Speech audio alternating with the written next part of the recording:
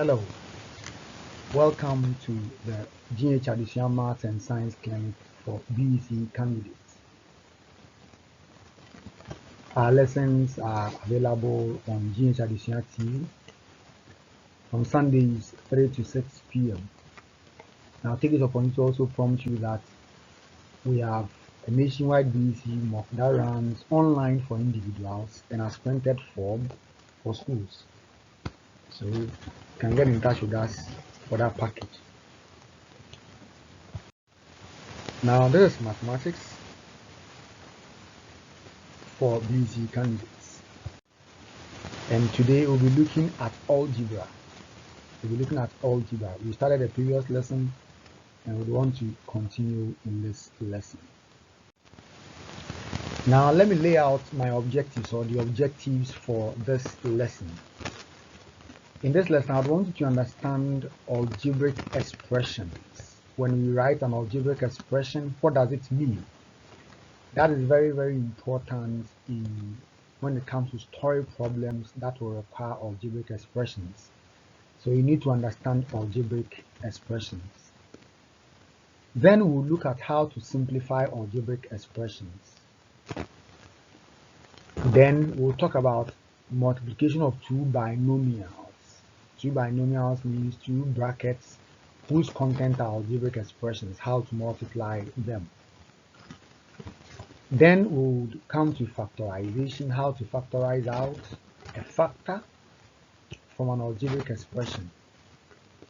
Then finally, we'll look at change of subject.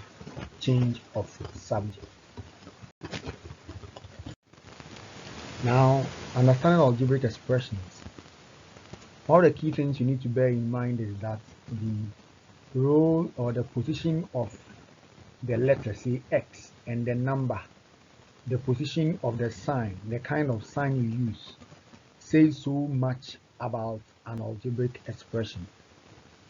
For example, if I write this x plus 5, this means that there's a figure x or a number x, then I add 5 to it. So for example, I can say that this can represent I am 5 years older than my brother. So if that you don't know this, and I give you the statement, I am 5 years older than my brother, the first step would be, let x be my brother's age. And if x is my brother's age, I am 5 years older, or better still, 5 years more than my brother's age. So then this is my brother's age plus the 5 years will be my age. So x plus 5 can mean I am 5 years older than my brother, and my age is x plus 5, and his age is x. If I have, say, money, and I tell you that I've gotten 200 cedis more to my salary. So if my salary is, so let's B rep my salary. If B represents my salary, and then I am 200 cedis, paid 200 cedis more than my regular salary, it means that my new salary will be B plus 200. So in this case, it is addition. Let's take an instance of subtraction. I'll also use the x plus 5, or the x and then the 5. This time round, I am 5 years younger than my brother. Now, if I'm 5 years younger than my brother, if my brother's age is x, then my age will be x minus 5, because I'm smaller, I'm younger than he is.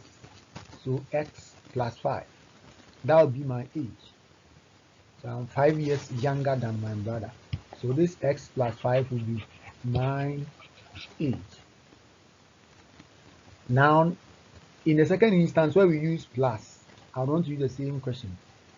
If my salary has been reduced by 200 cedis, what will be my new salary? So I had a salary, so like we said, let B represent my salary. So if my salary is B and it has been reduced means minus. So my salary B has been reduced by 200. So reduced by 200. This will become my new salary. That's new. My new salary. That means that my old salary was B and it has been reduced by 200. So these are instances of addition and subtraction. Now let's look at a multiplication and a division instance.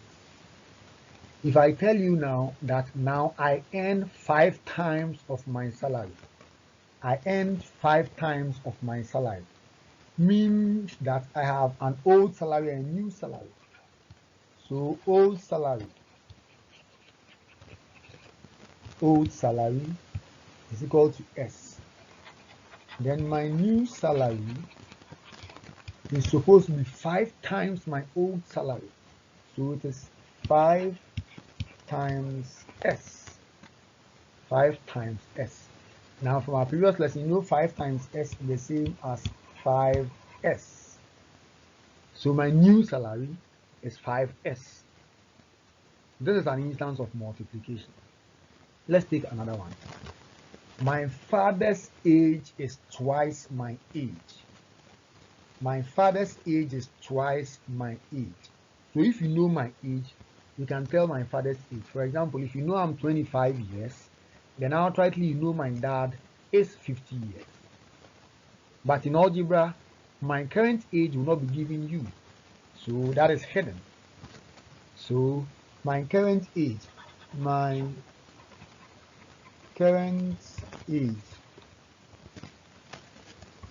is equal to X. Always we try to use X. Now my current age is X. So if my father's age is twice my age, so father's age will therefore be 2 times X because it's twice my age. When I use 25 as my age, my dad was 50. Now I'm using X as my age. 25 times 2 gave me 50. So 2 times X would also give me my father's age. 2 times X is 2X. So that is my father's age, and this is a multiplication. Then let's look at an instance where we would need division.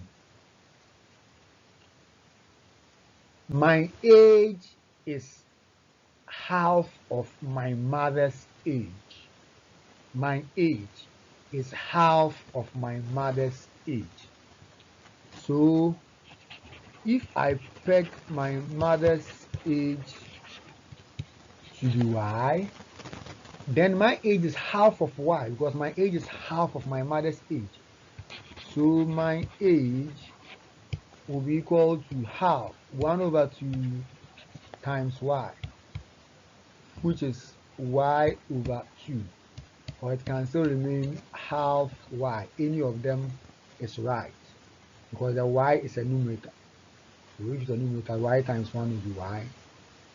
So my mother's age is Y. Then my age will be half of Y.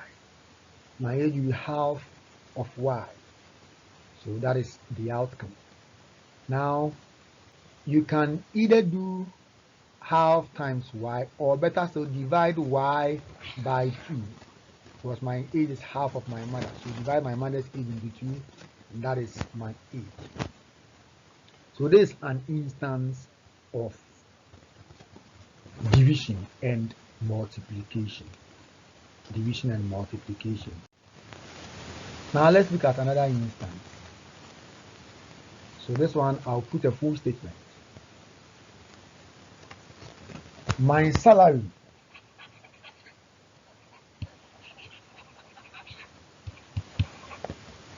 is half the total salary of Kofi and Kwame. My salary is half the total salary of Kofi and Kwame. If Kofi's salary is 2 times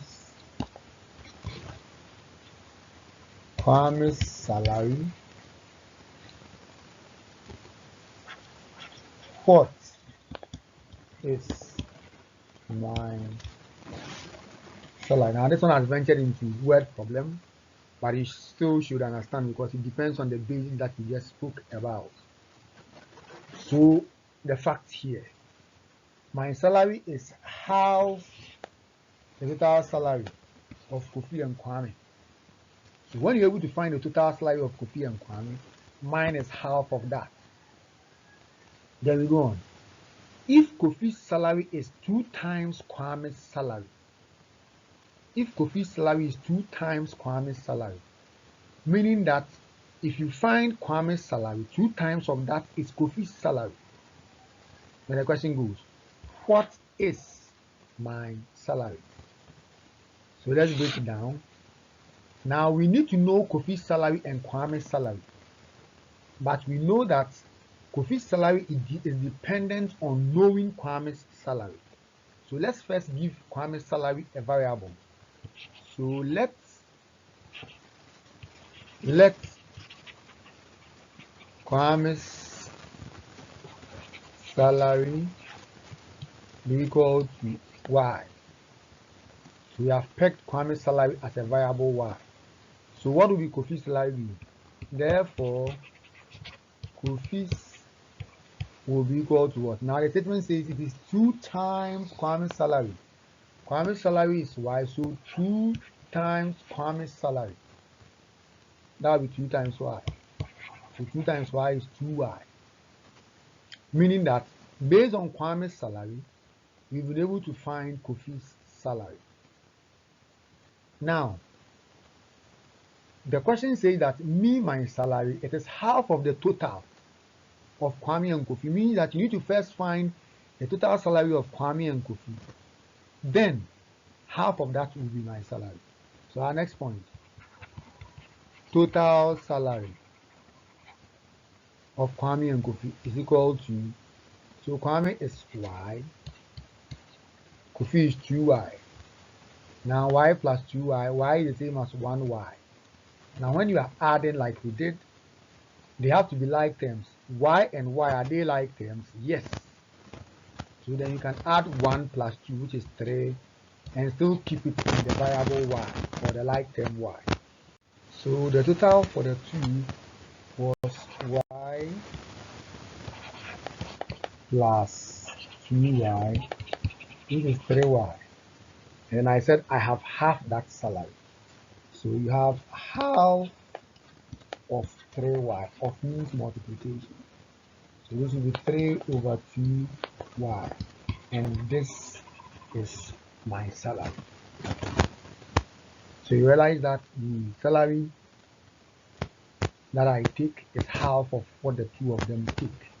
And that is how you compute it. So you need to understand algebraic expressions in that manner. I'll give a final one. The age of Kwame and Yao. So I have Kwame and Yao. Yao is x and 2x respectively. If Kofi is twice their age, Kofi is twice age of Kwame and Yao, then what is Kofi's age? So you first need to know the age, total age of Kwame and Yao. So total is equal to x plus 2x is 3x. And then copy is twice, so copy is equal to 2 times 3x, which is 6x. 6x.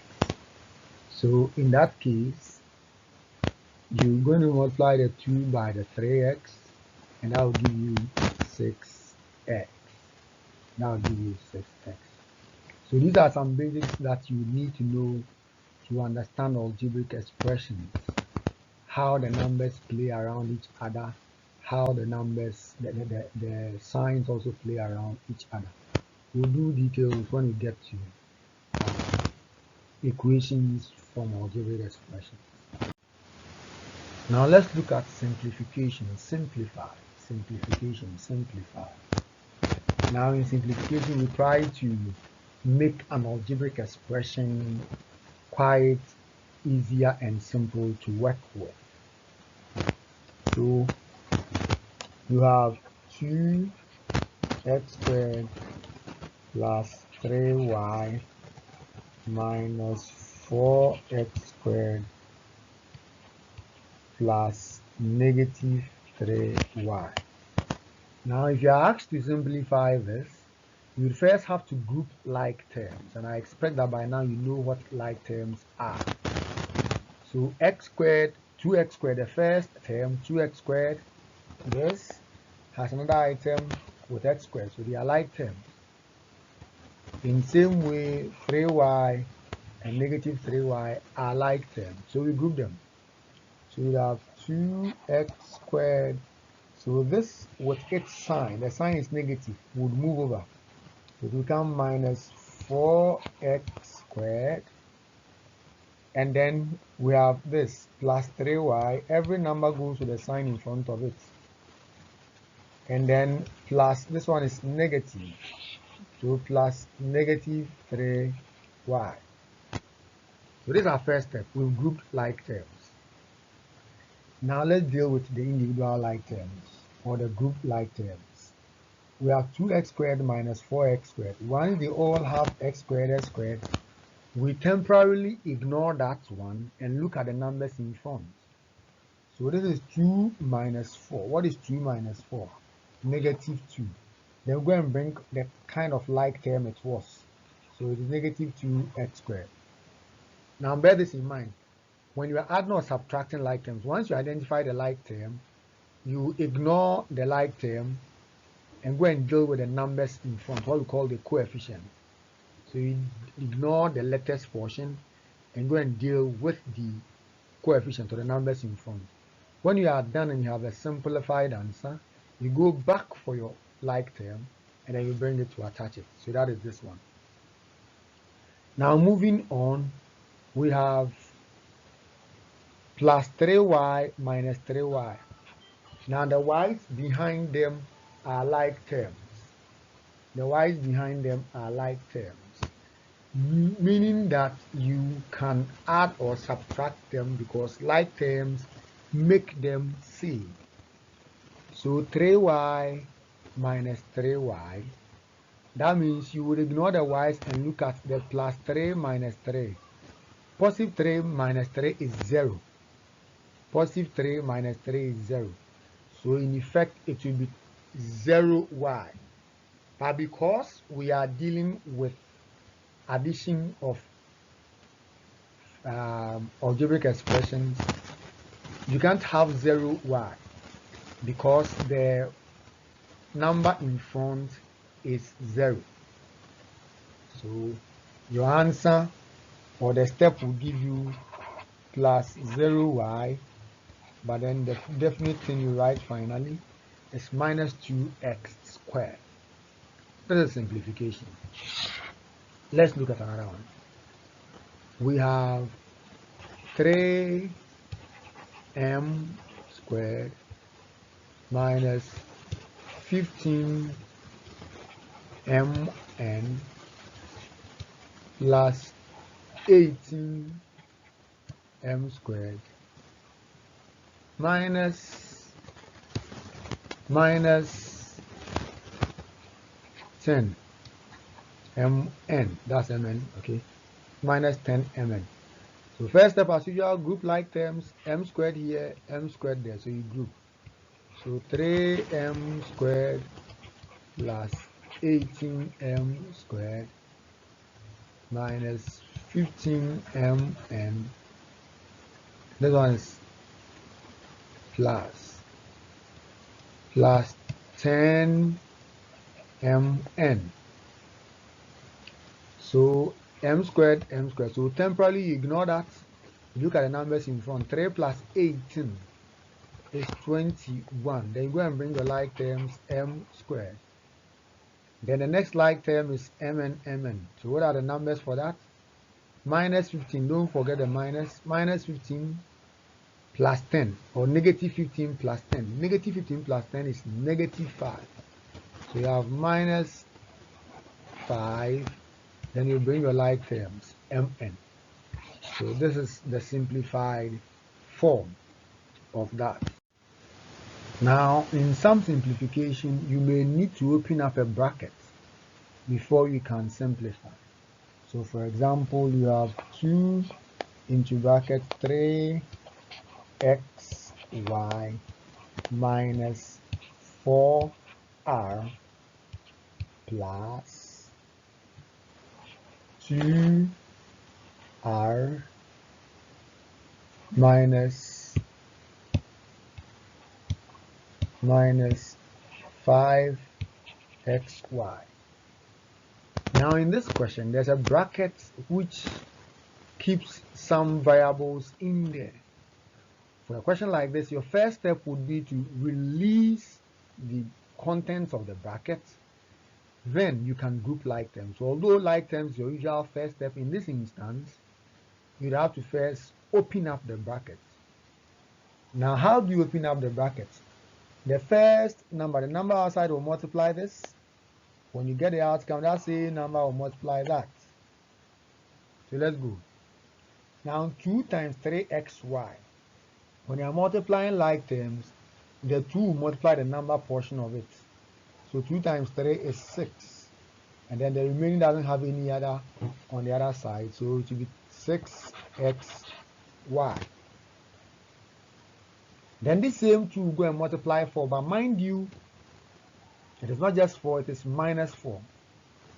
So 2 times minus 4, minus 8. Then your r will come. So we have succeeded in opening up the bracket. Then we pull in the other half of the equation. So plus 2r minus 5xy. So this is the first step, opening up the bracket. Now after getting to this point, then your usual step of grouping like terms would come in. Now the term for this one is xy. The term for that one is also xy. So they are like terms. So you write 6xy minus 5xy. Now the minus here is the minus for this. So you move it with its sign. So minus 5xy. Then this one is the next available figure or term. So minus 8r. Minus 8r. Then plus 2r. So this is the grouped like terms. Grouped like terms. Now 6xy minus 5xy is 1. Now I told you that you have to first ignore the variables or the like terms, which is xy. Then deal with the number 6 minus 5 is 1. Then you bring your xy. In the same way, we have 8r and 2r. Now the 8r and the 2r, they all have r's. So they are like terms. This and that are like terms. So when we deal with minus 8 plus 2, you are owing 8 and you have 2. When you go and pay, you are still owing 6. So minus 6r. Minus 6r. So in effect, your final answer is xy minus 6r. Xy minus 6r. Let's take another example. So we are going to use a bracket in this instance again. This one we have 2r into brackets m plus 4, then minus 8mr. 2r into bracket m plus 4, bracket close, minus 8mr. So like we did for the first one, this will multiply the first term, then the same to multiply the second term. So 2r times m is 2mr or rm, whichever, but I told you that's supposed to be in alphabetical order. So 2mr. Then the same term, 2r multiply the second term, that will be plus 8r. 2r times 4 is 8r. So the bracket has been opened. Then you go and bring in the remaining term, which is minus 8mr. Minus 8mr. Now, at this point, you realize that they are like terms. We have mr, we have mr. These make it like terms. So you group these like terms. So you go 2mr, then the minus 8 will come. Not just the 8, it goes with the sign in front of it. And please, always, the signs are most important. Don't ignore that in mathematics. So you have minus 8mr. As the next term, then the final term plus 8r. Realize that the 8r doesn't have a counterpart, or there's no like term to it. So you have 2mr minus 8mr. And like I told you, you temporarily ignore the mr, then deal with the number. So 2 minus 8. 2 minus 8 is negative 6. Then you bring in the variable, so minus 6mr. Now we've dealt with this, the remaining is 8r, so plus 8r. Now you ask yourself, is there any further step?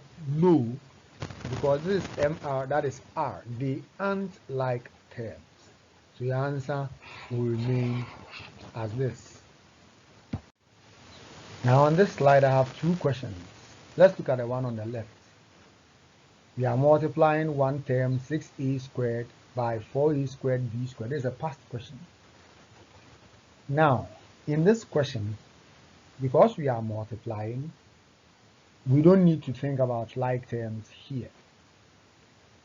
Multiplication and division doesn't need the like terms before you can do something. But then for addition and subtraction, you can only work out those operations when you have a like term. Okay, so we take the first one. 6a squared times 4a squared times b squared. Now what you do is you multiply numbers by numbers, you multiply letters by letters. So 6 times 4 is 24. So we are done with the numbers. Then you go to a squared times a squared. Now in the previous time we agreed that when you are multiplying two numbers with exponents, the same base with exponents, you add the powers. So it will be a squared times a squared. That will be a2 plus 2 because we are adding the powers. Then we look out for the next letter. The next letter we have is b squared, and it has no counterpart. So you write it outrightly. So in effect, we have 24a power 4 b squared. And that's your answer. Quite simple. Okay, now let's look at the next question. We have 4 over 3x minus 2 over 9x. 4 over 3x minus 2 over 9x. Now in this instance, they are fractions. But even before then, you ask yourself, do they have like terms? Yes, they do, because they all have x as their variable. If that's the situation, then you can now deal with it with respect to the subtraction that has been given. So at this point, once they are like terms, ignore and deal with the numbers. So you ask yourself, if you have 4 over 3 minus 2 over 9. What are you supposed to do? Addition and subtraction of fractions, LCM. Whenever you are doing addition and subtraction of fractions, it's LCM. So our first step is an LCM. What's the LCM of 3 and 9? I'm sure you should know. So that's 9. Now 3 goes into 9 is 3 times. Then 3 times the top, the numerator, that will be 12. Then you bring your x. Minus n into 9 is 1. 1 times minus 2 is minus 2. So that would also go. So you have 12x minus 2x all over 9. So let's look at the numerator at the top. 12x minus 2x is 10x all over 9.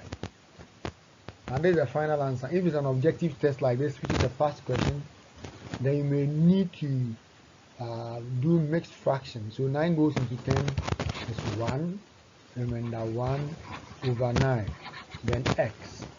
So the answer is 1 whole number 1 over 9x or 10x over 9. Now any of these can be placed in an objective test and you should be able to convert one to the other. No fumbling.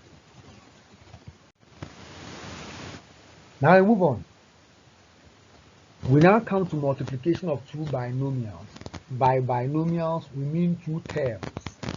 So if I write 2x plus 3y, this is a binomial.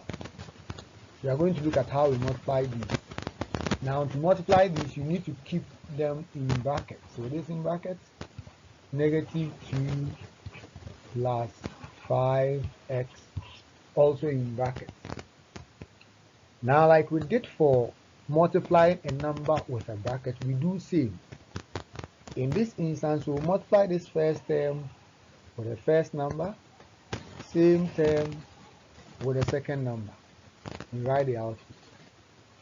Then move on to the next term, we multiply by this, and the other we multiply by that. So let's go. This is my step 1, this is my step 2, this is my step 3, and this is my step 4. So let's look at step 1. So 2x times minus 2. Now we minus 4x. Then we go on to the next term. 2x times 5x, and that is 10x squared. We are done with the first term of the first bracket. Then we go to the second bracket. Plus 3 times negative 2. Plus 3 times negative 2, that's negative 6y. Negative 6y. Then the final term, that is the root 4, is 3y times 5x. 3y times 5x. That's going to be plus 15xy. That's why we call this one as y, that one has x. Alphabetical order, x, y. So the bracket has been opened. Let's try another. 4c minus 2, 8e plus 4m. So you want to open up this bracket. So like we did, our first term multiply the first term of the other bracket, same term multiply the second term. So 4t times 4 times 8t. We deal with the numbers 4 times 8, 32. Then t times t is t squared. Mind you, t is the same as t power 1, t power 1. When we add their exponents, their powers, that will be 2. So that will be 32t squared. And that same term goes to multiply the second term 4m here. So 4t times 4m is 4, 16. And then the m times the t is empty. That's for the first term multiplying the second bracket. Then the second term multiplying the second bracket, minus 2 times 8t, that will be minus 16t. Then minus 2 times 4m, that is minus 8m.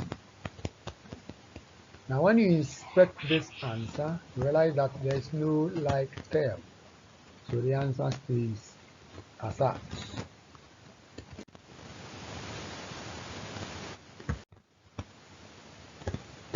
So let's take more examples. T squared minus 1 t plus 5. So this time you know that this one multiplies this, then multiplies. So t squared times t cubed, t squared times 5 plus 5t squared. And minus 1 times t is minus t. It's minus 1t, but we ignore the 1 and write minus t. And minus 1 times 5 is minus 5. Now as it stands, there's no like term, so you cannot simplify it further. It will stay as such. Let's take another one. 3m plus 5a, and then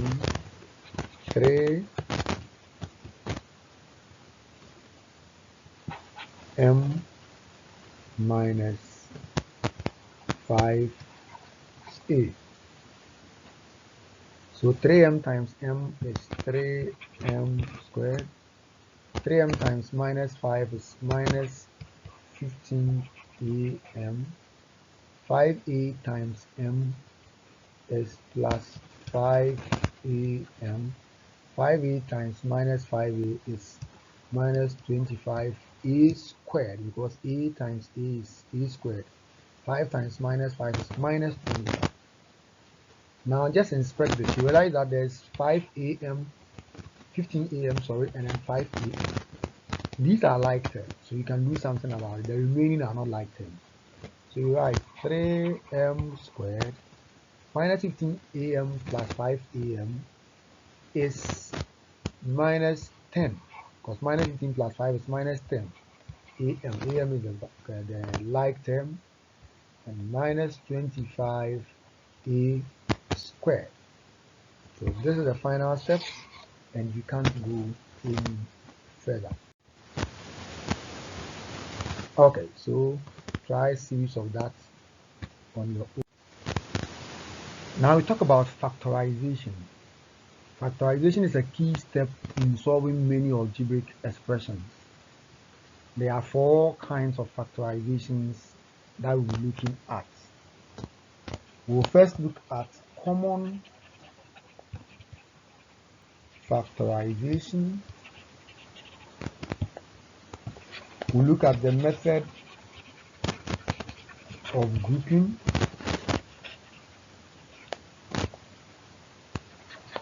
We'll look at quadratic trinomials.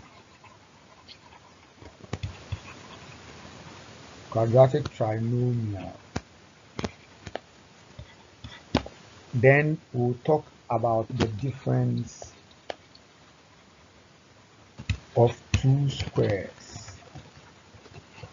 Difference of 2 squares. So let's begin. Now, common factorization. In common factorization, you would inspect the terms, look at the common factor, and factorize it out. So for example, you have 3m squared minus 6mn plus 9mx. Let's inspect. First, the numbers. Do you have a common factor for 3, for 6, and for 9? Yes. 3 is a common factor. So you write the 3 down. And you look at the next. M squared, mn, mx. What is the common factor? Obviously it is m. So m is a factor. Now why didn't we write m squared, but we wrote m? So this is it. If you take m squared, for the first term 3m squared, if you are asking it to produce you m squared, it would have. But if you ask 6mn to produce you m squared, it cannot because it has only one m. Likewise, the 9mx. So we will not write 3m squared as the common factor, but write m or 3m because it's only m that they can all make available when you ask for it. So the common factor here is 3m. Then you open a bracket. Now when you open a bracket, you are going to write the remaining term which would multiply back to the original. So 3m times what will give you 3m squared. Now let's do it. You see that when you pull 3 off 3, you are left with 1. So that 3 times 1 is 3. When you pull m off m squared, you'll be left with m. So that m times m will take you back to the original m squared. So the term left after taking 3m outside the bracket is 1m. Now for the next term, bring your sign, minus. Now what times 3 will give us 6? That is 2.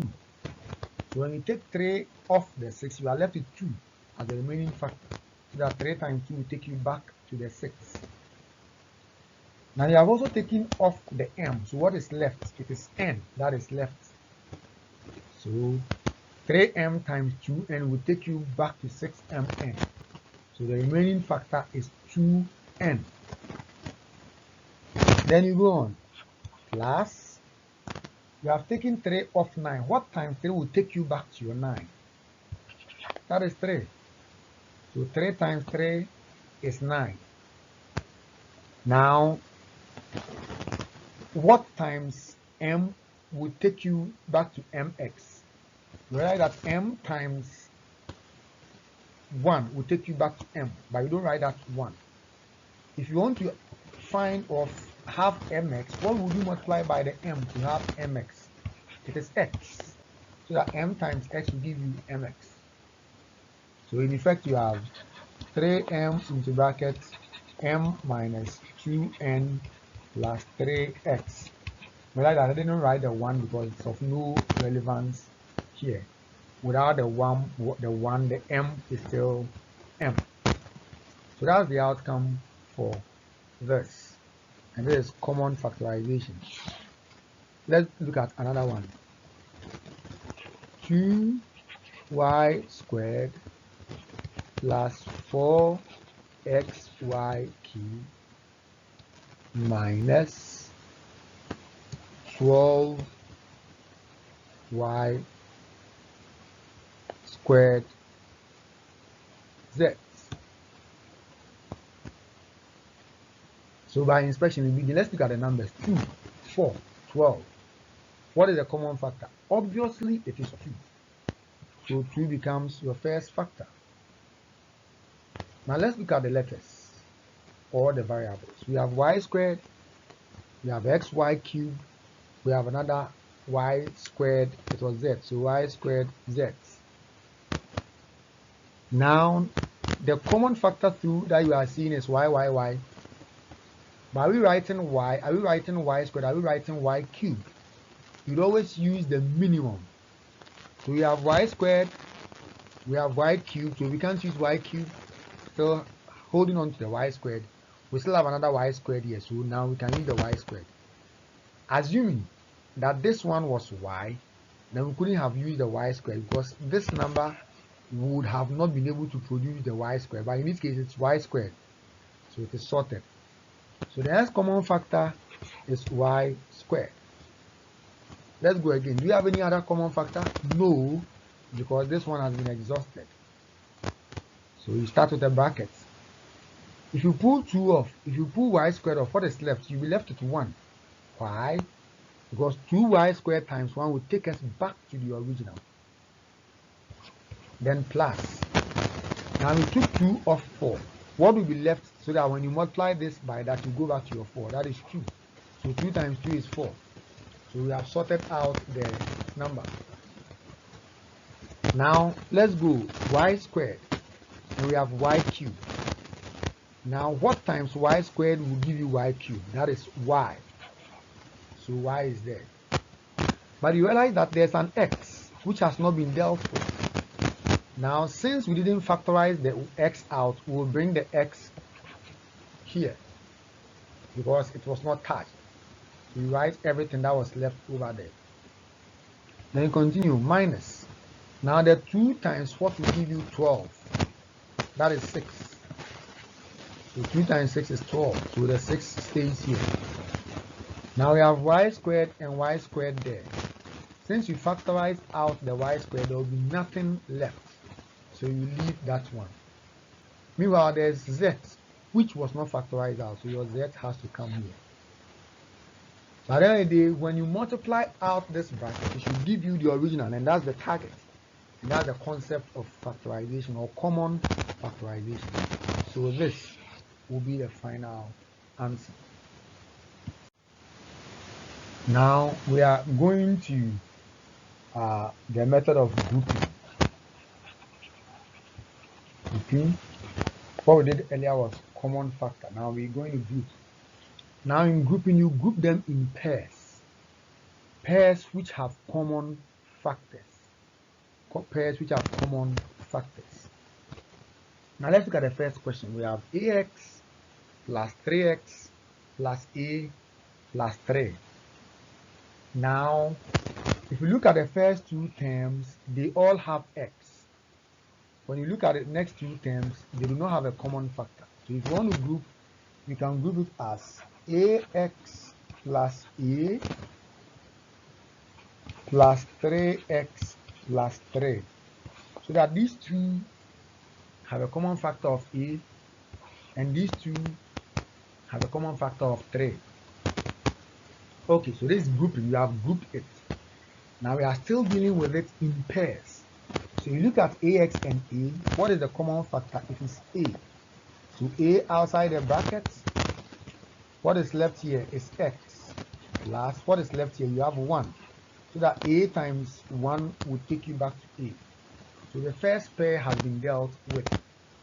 Then let's look at the second pair. So plus, what is the common factor for 3x and 3? Obviously, it's 3. Now if you pull 3 outside the brackets, for the first term, what will be left? You have x. Then the second term, what will be left? You have 1. 1 because 3 times 1 will take you back to 3. Now let's look at what we have. You realize that we have in the bracket x plus 1 here and x plus 1 there. So your final step, you pull those that are not inside the bracket into one bracket. So a plus 3 into one bracket. And then those that are in the bracket, you just choose one, x plus 1. Excellent. You succeeded in factorizing by using the grouping method. Save. Let's look at the next question. We have xy plus 5x plus 2y plus 10. As it stands, there's a common factor here, which is x. And there's a common factor here. So don't always look at the variables or the letters. 2 is a common factor. So we can deal with it as it stands. So the first term, we have xy plus 5x. What's the common factor? X. So x outside the bracket, what will be left here? You have y plus, what will be left there? You have 5. So you take x off it, you have y plus 5 left. Let's go to the next pair. So we have 2y and 10. What is common? 2 is common to both of them. So you open a bracket. When you take 2 off, what is left? Y. Then of the 10, when you factorize 2 off, you are left with 5. So that 2 times 5 is 10. It will take you back to the original. So you realize that y plus 5 is represented in both brackets. So those that are outside the bracket, you constitute them into a term. So you have x plus 2 and then y plus 5. So these are the terms and you have successfully factorized out by grouping, the grouping method. Now here are two questions. I expect that you should be able to solve this. So at this point, pause your video, solve the question, then continue the video, and let's compare answers if we have the same answers. Alright. Okay, great. So if you pause your video, let me also solve mine so that we compare our answers. So we go. We have 3ax plus 6a minus x minus 2. You realize that the first two terms, 3ax and then 6a, yes, they have like terms. But the next two terms do not have a like term. So you can choose to regroup it so that you have a like term in there. So 3ax plus 6a minus x minus 2. So let's regroup. So 3ax, then let's bring the x, so minus x plus 6a minus 2. We have regrouped. Now, taking the first two terms, what is common? You have x being common.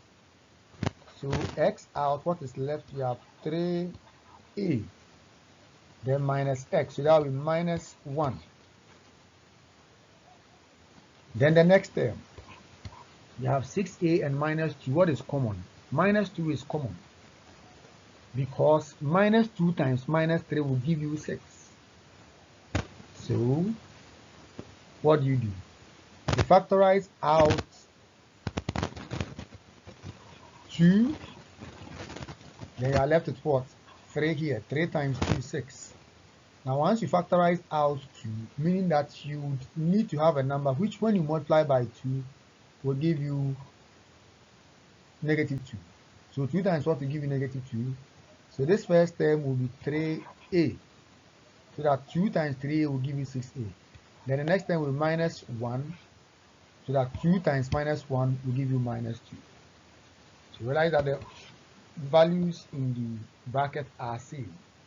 So you pick those outside the bracket, that is x plus 2.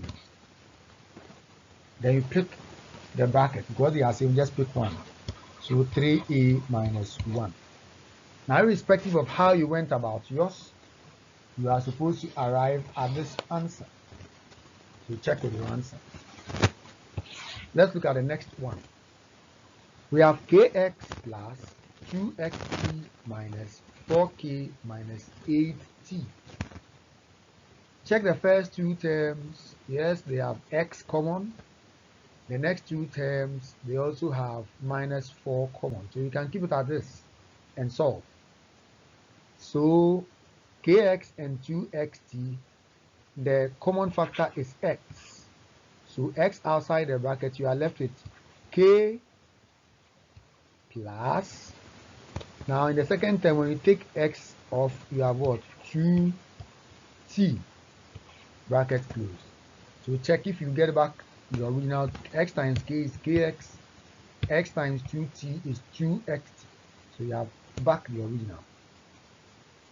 Now let's look at the next term. Our common factor is minus 2.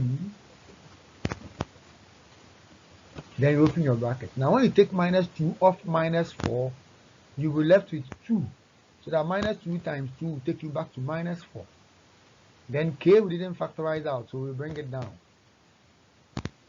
Now minus 2 times 4 to give you minus 8. So in this instance, the common one will rather be minus 4. Yeah, sorry, minus 4. Minus 4. So let me get this off. Let's take it again. So I come again. The common factor for minus 4 and minus 8 is minus 4 instead of minus 2. Look. Minus 4. Now when you take minus 4 off minus 4k, you'll be left with k. So that minus 4 times k will give you minus 4k. Then when you take minus 4 off minus 8, you'll be left with 2. So that minus 4 times 2 with minus 8 will be, so we got it right this time. Now what is left up there? T.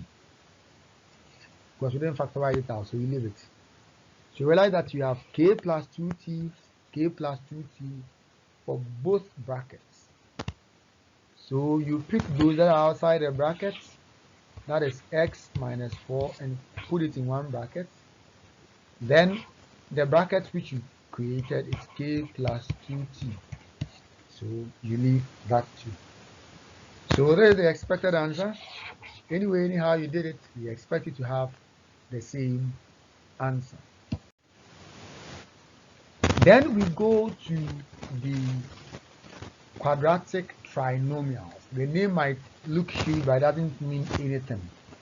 So quadratic trinomial. Trinomials. So by the word trinomials, like we say binomials, we want to see three terms. So these are the three terms: ax squared plus bx plus c. Now every quadratic trinomial is in this form: a representing a number, b representing a number, c representing a number, and then x squared representing a variable, and the x representing a variable. So for example, you can have 3x squared plus 2x,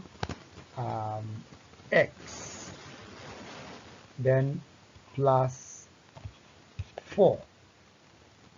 There is a quadratic trinomial. It's an example of a quadratic trinomial. Now what makes it a quadratic trinomial is the fact that there are three terms, 1, 2, 3. And then quadratic because the first variable here is squared, the next one is not squared, then there's no variable here. So that makes it a quadratic trinomial. Now look at this example. X squared minus 5x plus 6 is a quadratic trinomial. Although there's no number here, it is one that is supposed to be here. So 1x squared, or x squared minus 5x plus 6. So there are three terms, 1, 2, 3. And then quadratic, this one is squared, this one is not squared, there's no variable here. So let me rewrite it. X squared minus 5x plus 6. Now how do you solve quadratic trinomials? To solve a quadratic trinomial, you need to turn it into 4 terms. So there are 3 terms trinomials, you need to make it into 4 terms. Now how do you go about it? Your first step is to multiply the coefficient here by this number, the constant. So 1 times 6 is 6. You put it somewhere. That's your first step. The coefficient times the constant to give you a product, that is 6.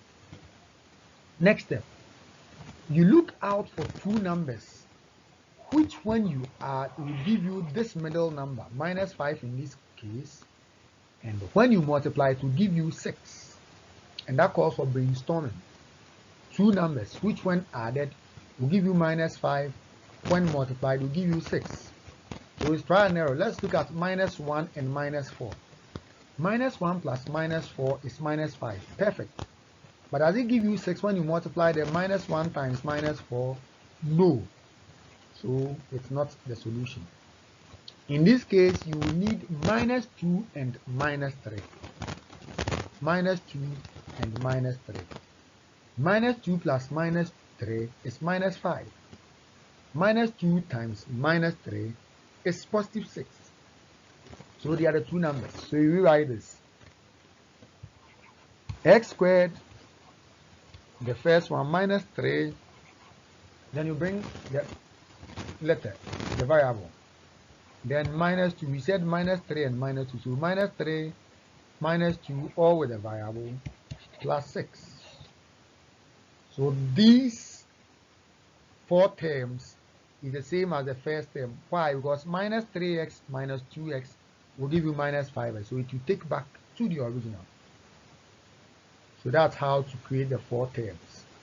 Now, after creating these terms, then you solve them like the grouping method we just did.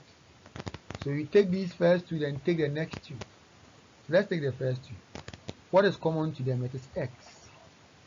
X outside the bracket, you have x remaining minus 3.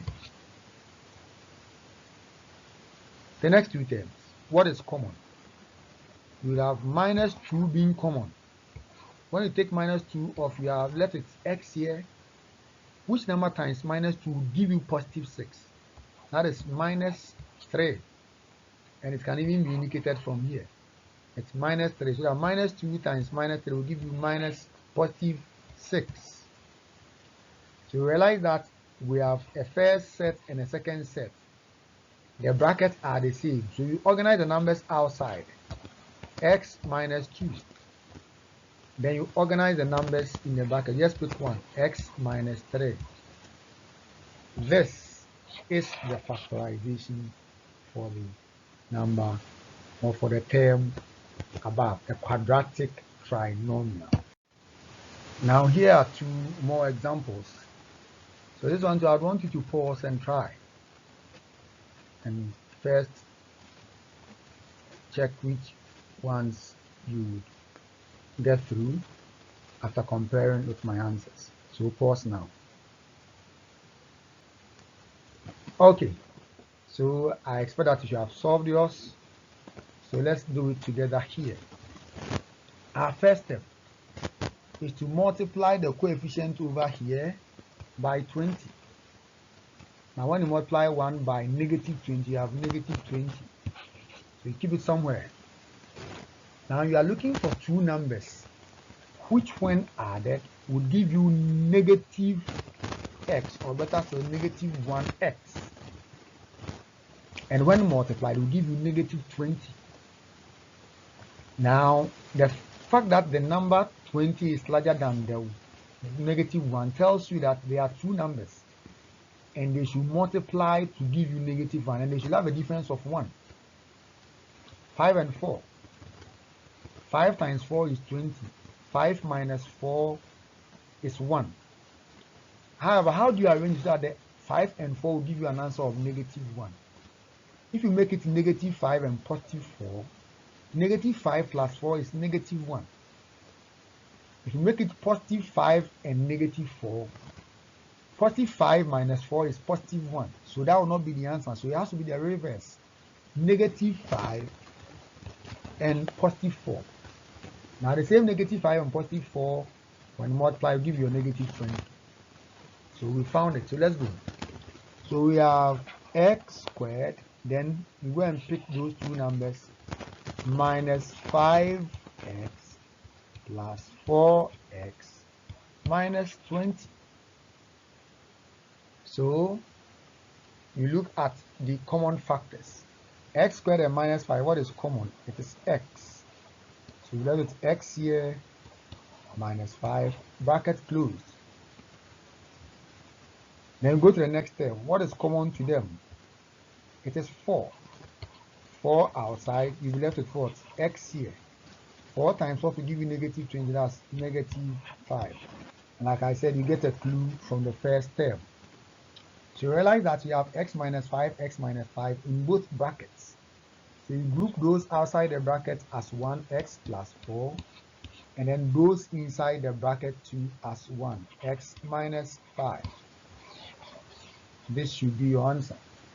I expect that you got it right. Then let's look at the second one, and I expect that you should have solved that one too. If you haven't, then please pause, try your hands on it, and then come and watch the solution. So our first step is to multiply this coefficient by this.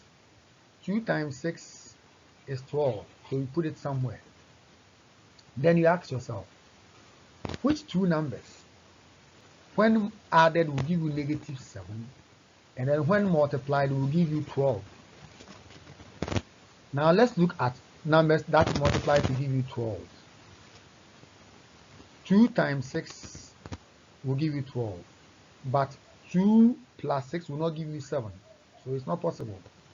Let's look at 3 and 4. 3 times 4 would give you 12. 3 plus 4 would give you 7, but we want negative 7, meaning that although we have 3 and 4, we should be looking at how that will give us negative 7. So it will be negative 3 and negative 4. Negative 3 plus negative 4 is negative 7. Negative 3 times negative 4 is 12. Perfect. So we found those two numbers.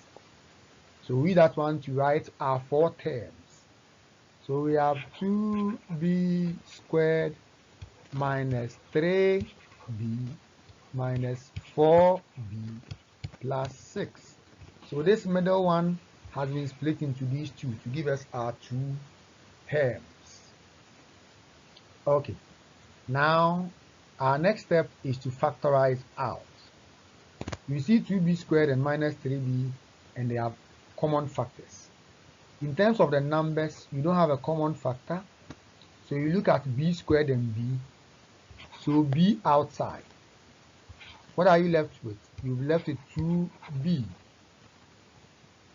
So 2b minus, now what is left here? 3. When you take the b off, you are left with 3, so bracket closed. That's for the first step. And let's look at the next two terms. Minus 4b plus 6. 4 and 6, what is common? 2. But not just 2, minus 2. And if we take minus 2 out, what will be left for the 4? It will be positive 2. So negative 2 times 2 will give you negative 4. It takes you back to the original. B wasn't tied, so you keep your B here. Then what is left here after you take off minus 2? It will be minus 3. Because minus 2 times minus 3 is positive 6. Better, so you get a clue from here. So in effect, those outside the bracket, we give them a bracket b minus 2, bracket closed. And those inside the bracket, you pick one, 2b minus 3, bracket closed. So in effect, your answer is into bracket b minus 2, another bracket 2b minus 3, and that is your answer. Great job. Then we go to the factorization that is based on the difference of two squares. So difference of two squares, and this is quite simple. The general rule is that you have a squared minus b squared. If you have a term where you have one variable squared minus a second variable squared, then it is difference of two squares. Now many of you get trapped. When you see a squared plus b squared, it is not difference of two squares. So say it after me. It is not difference of two squares. Why? Because the sign in here is plus, but we are expecting a subtraction sign. Although the first term is ax, the second term is b squared, a squared, the second term is b squared, and in this one too, the first term is a squared and the second term is b squared. The sign in between them is different. Outrightly, difference of two squares is ruled out. So this is not difference of two squares. Now let's deal with the difference of two squares. We have a squared minus b squared. If you are writing the difference of two squares, you first find the square root of the first term. Square root of a squared is a. Then the square root of the second term. Square root of b squared is b. So once you get to know the two, just write a minus b, a plus b. Sorted. That is difference of two squares. Let's look at this. 4a squared minus 9b squared. In this case, unlike the first one we just solved, there's a number here 4. So you find out if you can find a square root of that. Can you find square root of 4? Yes, and it is what? 2. And what is the square root of a squared? It is a. So you have found a square root for the first term. Then you look at the second term. Can you find a square root of 9? Yes, it is 3. Can you find the square root of b squared? Yes, it is b.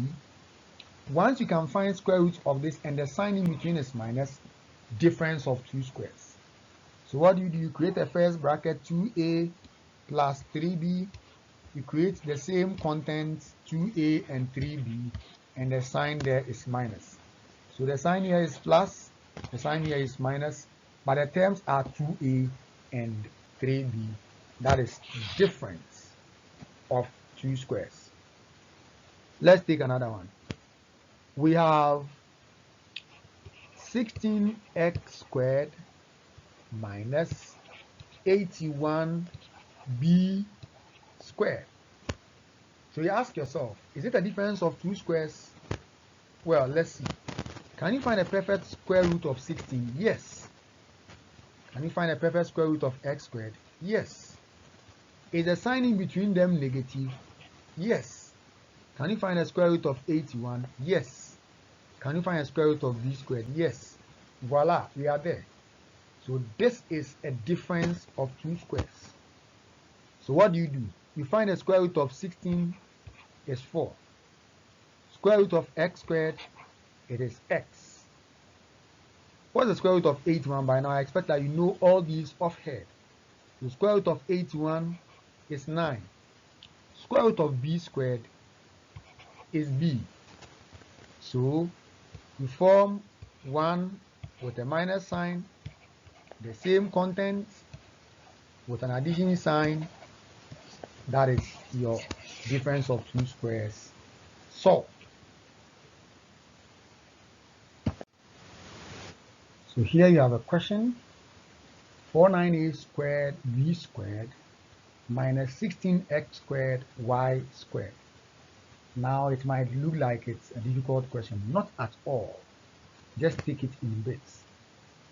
So pause at this time, try your hands, then watch the continuation and see how it was solved. I expect that you should be able to solve this, having done those previous examples.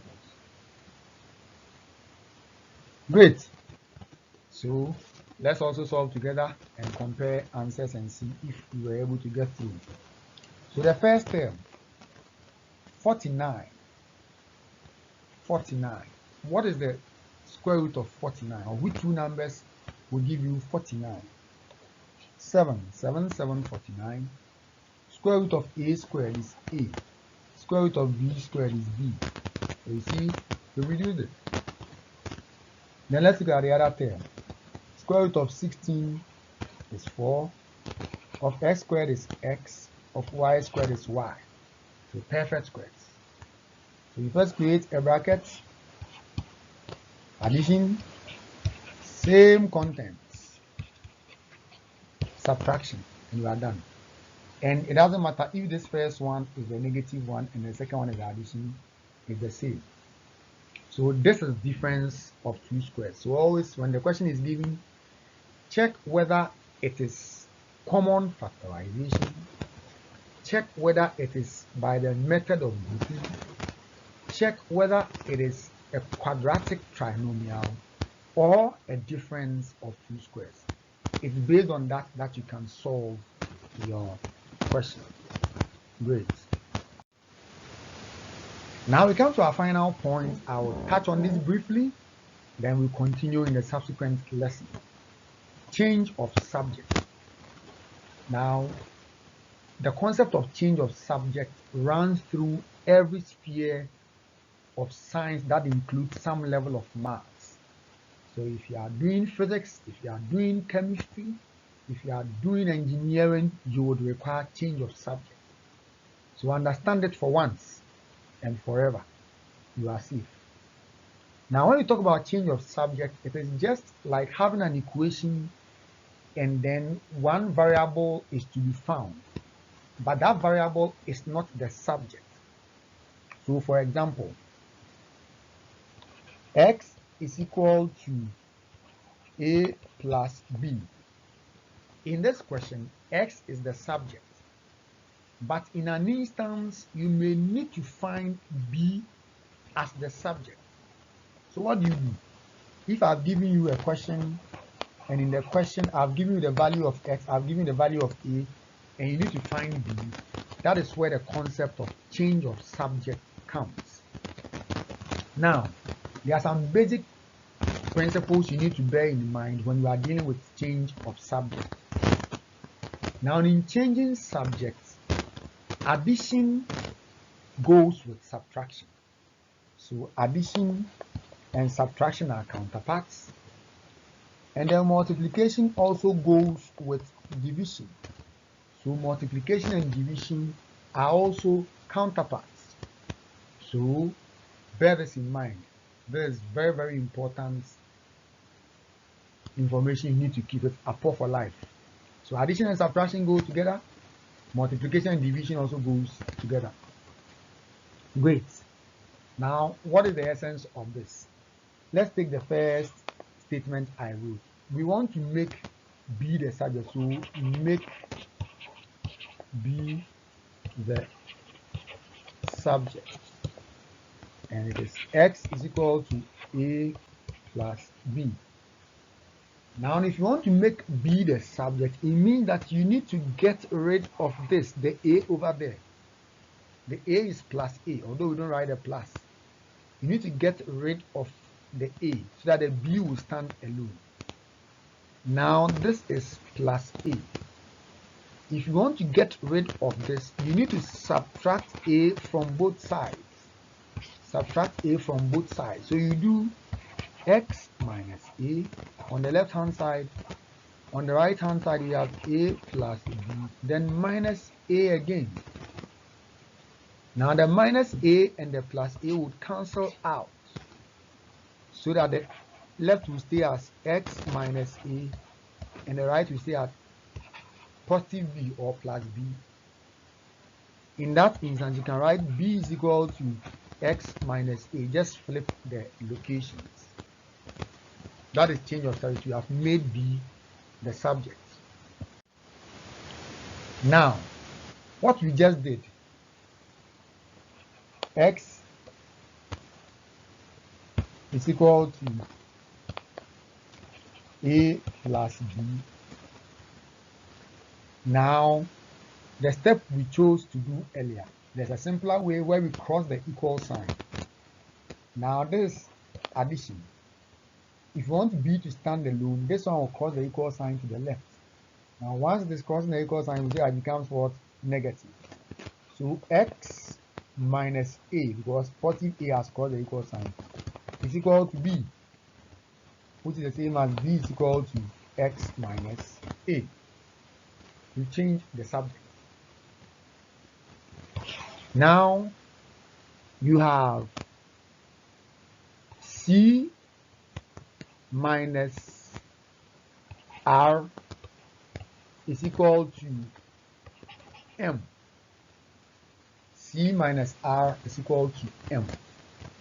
Now, if you want to make c the subject, then because this is minus r, we are going to add r to both sides. So c minus r plus r is equal to m plus r. Minus r plus r will cancel out. You have c is equal to m plus r. Now, the usual step we do is c minus r is equal to m. You want c to stand alone, so minus r has to cross the equal sign. When it crosses, it will leave the c here. You have m here, but because it is minus r, it will cross and become plus r. So the same step has been achieved. Now, when you have division and subtraction, division and multiplication, this is what happens. So you have c is equal to m over r. Now, m over r is the same as m divided by r, but you want m to be the subject, so make m the subject. You realize that m over r, the r is interfering with m standing alone, but it is m divided by r. And earlier I told you that multiplication and division go together. So in this instance, the only thing that can clear the r is multiplication. It is never subtraction, it is never addition, because m and r are connected by the division sign. So to solve this, you multiply this by r, and because it's an equation, you do the same thing on the left hand side. Now once you have multiplied by r, this r will cancel that r, leaving m, and then r times c. R times c is cr, is equal to m. So in effect, you have m is equal to cr. This is change of subject. This is the introduction to change of subject. I've introduced the contents. Take your notes, go through that. In the next lesson, we'll solve detailed questions on that. Thank you very much for your time. 1 hour, 20 minutes. I expect that you pause where you have to pause, solve the questions where you have to solve, and make sure you understand it so well before the next lesson. This is GH Additional TV, and this is the Math and Science Clinic. Thank you for your time. Bye-bye.